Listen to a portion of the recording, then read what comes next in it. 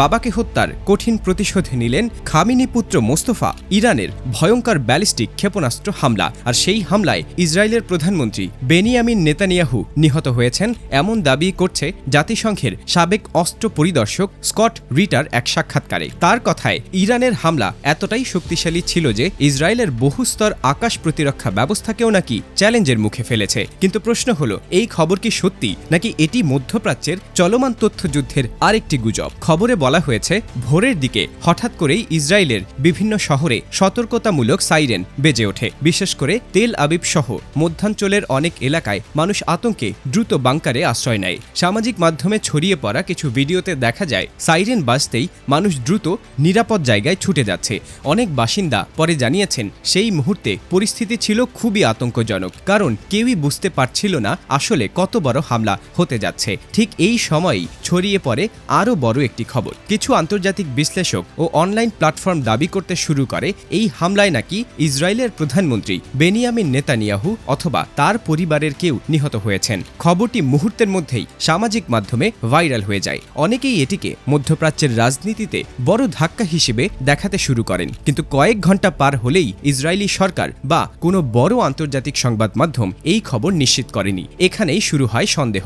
অনেক বিশেষজ্ঞ বলছেন, যুদ্ধের সময় শুধু অস্ত্রের লড়াই নয়, তথ্যের লড়াইও চলে। এই ধরনের পরিস্থিতিতে প্রায়ই এমন খবর ছড়িয়ে পড়ে যা পরে গুজব বা অতিরঞ্জিত তথ্য হিসেবে প্রমাণিত হয়। অনেক সময় শত্রুপক্ষের মনোবল ভাঙতে বা সাধারণ মানুষের মধ্যে আতঙ্ক তৈরি করতেও এমন খবর ছড়ানো হয়। তাই বিশ্লেষকদের মতে, নেতানিয়াহু নিহত হওয়ার খবরটি হয়তো সেই তথ্যযুদ্ধের অংশ হতে পারে। দীর্ঘদিন ধরে ইরানের সর্বোচ্চ নেতা ছিলেন আলী খামেনি। ইরানের রাজনৈতিক কাঠামোতে এই পথটি সবচেয়ে শক্তিশালী। খামেনির পর আলোচনায় প্রায়ই উঠে আসে তার ছেলে মুজতবা খামেনি এর নাম। যদিও তিনি প্রকাশ্যে খুব বেশি কথা বলেন না, কিন্তু ইরানের রাজনৈতিক অন্দরমহলে তাকে প্রভাবশালী ব্যক্তি হিসেবে দেখা হয়। বিশ্লেষকদের মতে, তিনি খুব কম কথা বলেন, কিন্তু সিদ্ধান্তের ক্ষেত্রে বেশ দৃঢ়।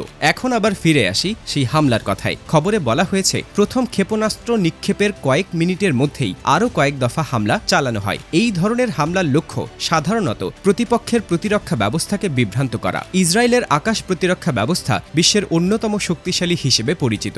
আয়রন ডোম, অ্যারো এবং ডেভিড স্লিং, এই 3 স্তরের প্রতিরক্ষা ব্যবস্থা ইসরায়েলকে সুরক্ষা দেয়। তবুও বড় আকারের সমন্বিত হামলা হলে যে কোনো প্রতিরক্ষা ব্যবস্থার ওপর চাপ তৈরি হতে পারে বলে মনে করেন সামরিক বিশ্লেষকরা। হামলার সময় ক্ষেপণাস্ত্রের কিছু ধ্বংসাবশেষ পড়ে আহত হওয়ার ঘটনাও সামনে এসেছে বলে স্থানীয় সূত্রগুলো জানিয়েছে। যদিও বড় ধরনের ক্ষয়ক্ষতির খবর এখনও নিশ্চিত হয়নি, কিন্তু এই ঘটনার পর মধ্যপ্রাচ্যে উত্তেজনা আরও বেড়ে গেছে। বিশ্বের বড় শক্তিগুলো এখন পরিস্থিতির দিকে গভীর নজর রাখছে, কারণ মধ্যপ্রাচ্যে বড় কোনো যুদ্ধ শুরু হলে তার প্রভাব শুধু ওই অঞ্চলেই সীমাবদ্ধ থাকবে না। বিশ্ব অর্থনীতি, তেলের বাজার এবং আন্তর্জাতিক রাজনীতিতেও এর বড় প্রভাব পড়তে পারে। তাই আন্তর্জাতিক কূটনৈতিক মহলেও এই ঘটনাকে ঘিরে উদ্বেগ বাড়ছে। সবশেষে আবার সেই গুরুত্বপূর্ণ প্রশ্নে ফিরে আসা যাক, ইরানের হামলায় কি সত্যি নিহত হয়েছেন ইসরায়েলের প্রধানমন্ত্রী বেনিয়ামিন নেতানিয়াহু? এ মুহূর্তে এর কোনো নিশ্চিত প্রমাণ নেই। ইসরায়েলি কর্তৃপক্ষ বা বড় আন্তর্জাতিক সংবাদ মাধ্যম এখনও এমন কোনো খবর নিশ্চিত করেনি। তাই